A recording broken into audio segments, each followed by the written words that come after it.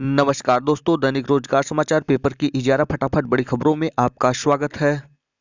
इजारा प्रमुख खबरों को विस्तार से देखने से पहले आपसे निवेदन है कि देव अकेडमी को सब्सक्राइब जरूर करिएगा। वीडियो अच्छा लगे तो लाइक शेयर कमेंट करना ना भूलिएगा मित्रों।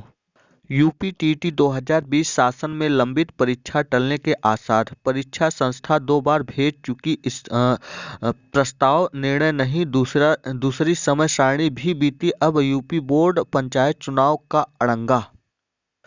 उत्तर प्रदेश शिक्षक पात्रता परीक्षा यूपी टीटी 2020 जल्द हो पाने के आसार नहीं है। वजह संशोधित प्रस्ताव में समय सारणी फिर पार हो गई है। शासन ने इस संबंध में कोई आदेश जारी नहीं किया है। अब तीसरा प्रस्ताव मांगे जाने पर ही कार्यक्रम जारी हो सकता है। इसी बीच प्रदेश में पंचायत चुनाव व यूपी बोर्ड की परीक्षा होनी है। ऐसे में परीक्षा लंबे समय के लिए टल सकती है। ज्ञात हो कि सरकार परीक्षा कराने की अनुमति दे चुकी है। सीबीएसई ने सी-टेट के एडमिट कार्ड जारी किए। केंद्रीय माध्यमिक शिक्षा बोर्ड सीबीएसई ने 31 जनवरी को आयोजित होने वाले केंद्रीय शिक्षक पात्रता परीक्षा सेंटर टीचर एलिजिबिलिटी टेस्ट के एडमिट कार्ड प्रवेश पत्र जारी कर दिए हैं। उम्मीदवारों को इस लिंक अर्थात ctet.nic.in के माध्यम से प्रवेश पत्र डाउनलोड कर सकते हैं। परीक्षा में पूर्व की औपचारिकताएं पूरी करने के लिए समय से सेंटर पहुंचने की सलाह।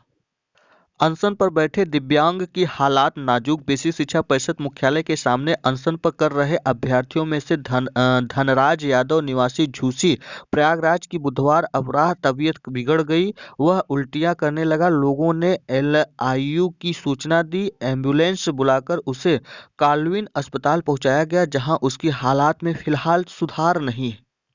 पीसीएस 2019 का इंटरव्यू 28 से। उत्तर प्रदेश लोक सेवा आयोग की ओर से 18 जनवरी को जारी होगा साक्षात्कार कार्यक्रम। उत्तर प्रदेश लोक सेवा आयोग यूपीपीएससी की ओर से पीसीएस परीक्षा 2019 का साक्षात्कार 28 जनवरी से शुरू होगा। यूपीपीएससी की ओर से होने वाली सम्मिलित राज्य प्रवर्ष अधीनस्थ सेवा पीसीएस परीक्षा 2019 के साक्षात्कार के लिए विस्तृत कार्यक्रम 18 जनवरी को घोषित किए जाएंगे। आयोग के परीक्षा नियंत्रक अरविंद कुमार मिश्र के अनुसार मुख्य परीक्षा में सफल 800 इजारा अभ्यर्थी साक्षात्कार के लिए तिथि के अनुसार विवरण 18 जनवरी को वेबसाइट से डाउनलोड कर सकते हैं। सिंचपाल की भर्ती के लिए अब घुड़सवारी जरूरी नहीं। 1953 की भर्ती नियमावली में बदलाव कर रही सिंचाई विभाग वर्तमान में सिंचपाल और सिंच पर्यवेक्षक के आधे से ज्यादा पद हैं खाली। कुल स्वीकृत पदों का ब्यौरा। जिलेदार के 600 पद हैं। सिंच पर्यवेक्षक के 2389 पद हैं। सिंचपाल के 6381 पद। सिंचाई विभाग में सिंचपाल की भर्ती के लिए अब घुड़सवारी अनिवार्य नहीं रहेगी। इसके लिए 67 साल पुराने भर्ती नियमावली में संशोधन का प्रस्ताव भेज दिया गया है। साथ ही शैक्षणिक योग्यता भी हाई स्कूल के स्थान पर इंटरमीडिएट की जा रही है। वर्तमान में सिंचपाल और सिंच पर्यवेक्षक के आधे से ज्यादा पद खाली हैं। मार्च अप्रैल में होगी राज्य विश्वविद्यालय की वार्षिक परीक्षाएं। डॉक्टर शर्मा उप मुख्यमंत्री ने कहा 30 निजी विश्वविद्यालयों की स्थापना के लिए मंजूरी जल्द। उप मुख्यमंत्री ने गिनाई उच्च शिक्षा विभाग की 4 साल की उपलब्धियां। अगले सत्र से संबद्धता भी ऑनलाइन मिलेगी। आगे खिसक सकती है यूपी बोर्ड की प्रयोगात्मक परीक्षा। यूपी बोर्ड परीक्षकों की सूची ऑनलाइन जारी करता है और उसके प्रपत्र परीक्षा कार्यालय में आते हैं, लेकिन अभी तक आए नहीं हैं। जैसे ही आएंगे स्कूल को इसकी जानकारी उपलब्ध करा दी जाएगी। डॉक्टर मुकेश कुमार सिंह, जिला विद्यालय निरीक्षक का ये संदेश। विद्यार्थियों का प्री बोर्ड परीक्षा में बैठना अनिवार्य। सभी बोर्ड और स्कूल गंभीर जारी किए निर्देश। फिलहाल उपस्थिति से मिली है छूट। 15 से यूपी बोर्ड की पहली प्री बोर्ड परीक्षा शुरू हो रही है। यूपी बोर्ड परीक्षार्थियों के लिए अब काउंसलिंग सेवा। सीबीएसई 10वीं-12वीं के छात्रों के लिए पढ़ाई के साथ कोरोना से बचाव, खान पान की दी जाएगी जानकारी। विशेषज्ञों से छात्र कर सकेंगे समस्या का समाधान। यूपी बोर्ड में पहले से जारी है काउंसलिंग प्रोग्राम। अहम फैसला, पुत्र के समान पुत्री भी परिवार की सदस्य, मृतक आश्रित कोटे में विवाहित पुत्री को भी नियुक्ति पाने का अधिकार। इलाहाबाद हाई कोर्ट ने महत्वपूर्ण फैसले में कहा है कि पुत्र की तरह पुत्री भी परिवार की सदस्य होती है, चाहे विवाहित हो या अविवाहित। कोर्ट ने कहा कि जब हाई कोर्ट ने मृतक आश्रित सेवा नियमावली के तहत अविवाहित शब्द को लड़का लड़की के आधार पर भेद करने वाला मानते हुए असंवैधानिक घोषित कर दिया है, तो पुत्री के आधार पर आश्रित की नियुक्ति पर विचार किया जाना चाहिए। इसके लिए नियम संशोधन करने की आवश्यकता है। शिक्षण संस्थानों के पास व्यावसायिक गतिविधियों पर रोक, टाउन वेटिंग कमेटी को योजना पर विचार करने का हाई कोर्ट का निर्देश। मेले की कोविड सुरक्षा गाइडलाइन पेश, एसआरएन में 27 तक तैयार हो जाएगा। कोविड संक्रमितों के लिए अलग द्वार, पार्किंग स्थलों का न हो दूसरा उपयोग।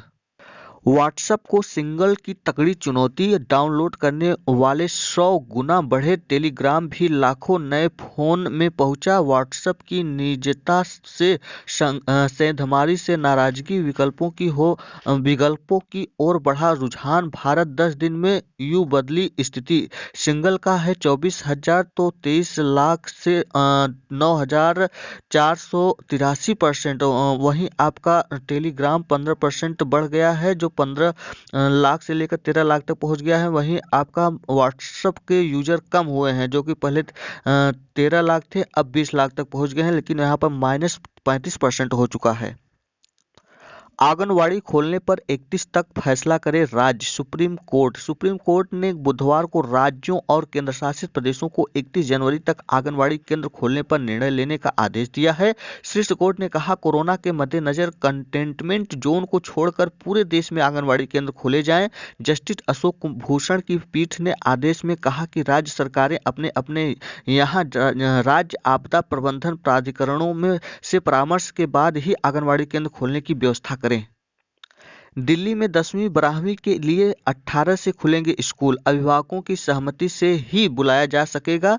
एसओपी का पालन जरूरी, एंट्री गेट पर ही थर्मल स्क्रीनिंग जरूरी, सैनिटाइजर की व्यवस्था होनी चाहिए। प्रयोगशाला या कक्ष में 12-15 से ज्यादा विद्यार्थी नहीं हो सकते हैं।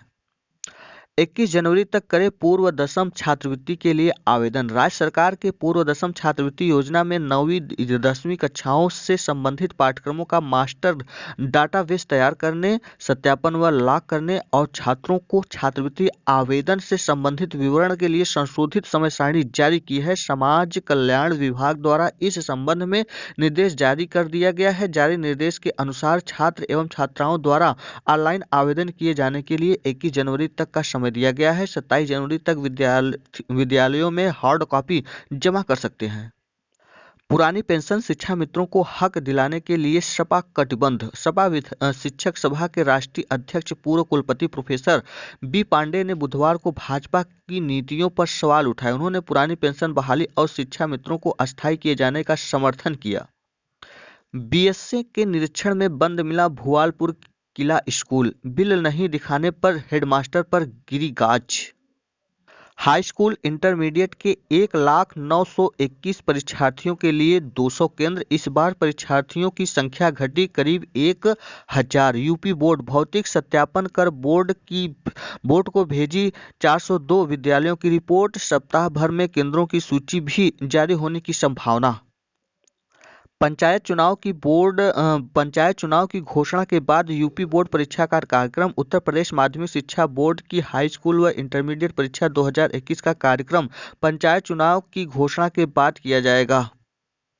ये था आज का दैनिक रोजगार समाचार पेपर की इजारा फटाफट बड़ी खबरें। वीडियो अच्छा लगा हो तो देव अकेडमी को सब्सक्राइब, लाइक, शेयर, कमेंट करना ना भूलिएगा। दोस्तों, वीडियो में अंत तक बने रहने के लिए बहुत बहुत धन्यवाद। फिर मिलते हैं एक नई सूचना के साथ, तब तक के लिए नमस्कार।